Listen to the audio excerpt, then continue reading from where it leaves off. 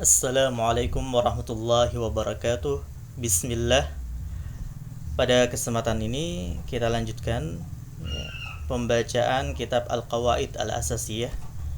Kemarin kita sampai pada halaman 8, wabil istiqra'i wa tatabbu'i mufradatil lughah, dan dengan penelitian serta pengamatan terhadap kosakata dalam bahasa Arab, wujida, ditemukan atau didapati, anna anwa'al kalimah, bahwasanya macam-macam kalimat itu thalathatun, ada 3, ismun wa fi'lun wa harf, isim, fi'il, huruf ya. Kemudian tersisa catatan kaki yang kedua, wadzalika, dan itu ya, penulis di sini ingin menjelaskan kenapa kalimat dibagi menjadi 3. Apa alasannya? Apa sebabnya? Wadzalika, dan itu, li'anna min anwa'il kalimah, dikarenakan bahwasanya di antara macam-macam kalimat, ma yasihu ayakuna ruknan lil isnad, ada yang sah untuk menjadi rukun bagi isnad.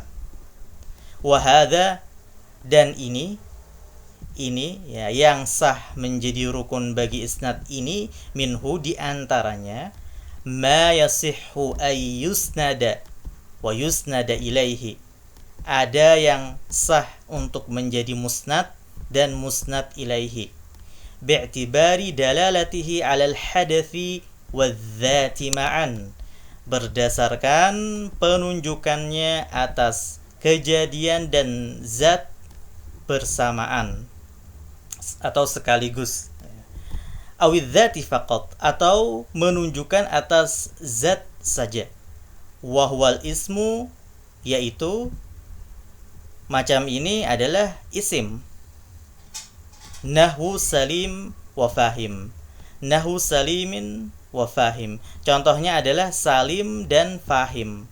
Dua kata ini merupakan isim. Salim jika kita anggap sebagai alam ya, nama orang, nama untuk seseorang, salim, maka dia menunjukkan atas sebuah zat, yaitu orang yang bernama Salim ya, zat orang yang bernama Salim. Kalau kita anggap sebagai sifat musyabbahah, maka Salim ini menunjukkan atas hadas juga ya, juga menunjukkan atas sebuah hadas, kejadian yang terkandung pada Salim ya. Salim sifat musyabbahah dari salima yaslamu ya. Kemudian fahim ini merupakan isim fa'il dari fahima yafhamu, dia menunjukkan atas kejadian yang terkandung di dalam isim ini, yaitu paham ya, kata kerja paham. Kemudian menunjukkan atas zat, yaitu zat orang yang paham ya.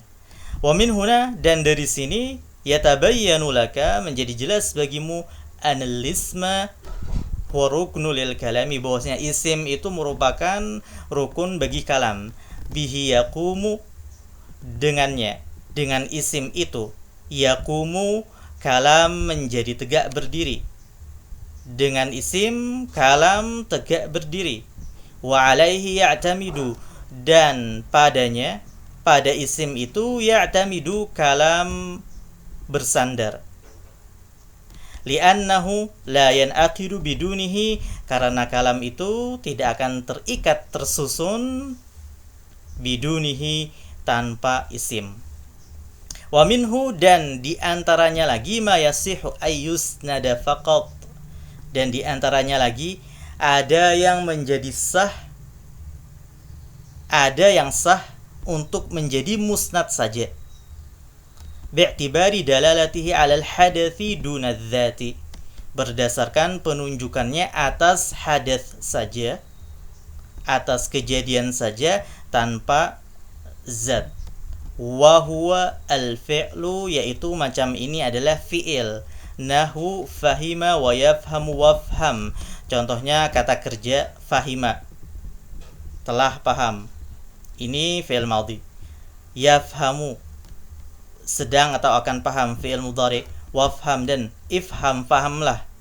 Ini adalah fi'il amr. Ini menunjukkan atas zat, atas hadits saja. Ya, menunjukkan atas hadits saja, kejadian saja tanpa zatnya. Ya, tanpa zat. Wa minhu, dan di antara macam-macam kalimat itu, ma la yasihhu ayyakuna ruknan lil isnad. Ada yang tidak sah untuk menjadi rukun bagi isnad. Sebabnya apa? Li khuluwihi min dzalika, karena kosongnya dia dari hal tersebut, yaitu dari penunjukan atas hadats dan penunjukan atas zat. Ya. Wa huwal harfu, yaitu huruf. Al-harf, huruf, ya. Al-harf dalam bahasa Arab bentuk jamaknya huruf, ya. Al-harfu ini dalam bahasa Arab, harfun itu dalam bahasa Arab bentuk jamaknya adalah huruf, ya. Fa innahu, karena huruf ini rabitun, merupakan penghubung, pengikat, bainal ismi wal fi'li, antara isim dan fi'il, fala yusnadu wala yusnadu ilaihi, sehingga tidak menjadi musnad dan tidak pula menjadi musnad ilaihi. Ya. Nah, di sini di dalam catatan kaki ini ada beberapa istilah yang perlu kita jelaskan. Pertama, istilah isnad. Ya. Istilah isnad. Apa itu isnad? Ya. Al-isnadu fin nahwi. Al-isnad fin nahwi, atau al-isnad 'inda ulama'il Arabiyyah. Apa yang dimaksud dengan isnad? Isnad ini secara asal artinya apa? Penyandaran. Nah, istilah ini apa definisinya? Disebutkan di dalam Mu'jamul Wasit, dhammu kalimatin ila ukhra ala wajhin yufidu ma'nan tamman. Menggabungkan suatu kalimat kepada kalimat yang lain, ala wajhin, dengan suatu cara yufidu ma'nan tamman, yang memberikan faidah makna yang sempurna. Kemudian di dalam Mu'jamul Ghani disebutkan bahwasanya isnad itu dalam istilah nahwu maksudnya itsbatul alaqatil mawjudati baina kalimataini ala wajhin yufidu ma'nan tamman. Itsbat, menetapkan, alaqah, hubungan yang ada antara dua kalimat, ala wajhin, dengan suatu cara, yufidu ma'nan tamman, suatu cara yang memberikan faidah makna sempurna. Contohnya di sini disebutkan al-kitabu mufidun. Al-kitabu mufidun. Kitab tersebut mufidun, bermanfaat. Al-kitab sebagai musnad ilaih, mufid sebagai musnadnya. Ya. Kemudian dalam referensi lain, contohnya dalam Jami' Durus Al-Arabiyyah disebutkan al-isnadu al-hukmu bi syai'in 'ala syai'in. Al-isnad itu menghukumi dengan sesuatu atas sesuatu. Menghukumi dengan suatu hukum atas sesuatu. Ya. Fal musnad itu adalah ma hakamta bihi 'ala syai'in, apa yang kamu menghukuminya dengannya atas sesuatu. Musnad itu adalah hukum.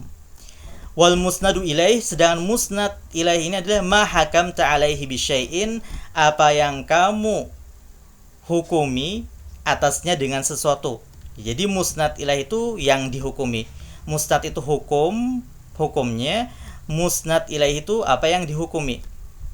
Kita lihat ke contohnya. Al-kitabu mufidun. Mufid ini bermanfaat, berfaidah. Itu adalah hukum. Yang dihukumi sebagai bermanfaat atau memberikan faidah adalah kitab. Nah, al-kitab ini musnad ilaih, yang dihukumi dengan hukum bermanfaat dan memberikan faidah. Ya. Sedangkan hukumnya disebut musnad. Ya. Ini tentang isnad.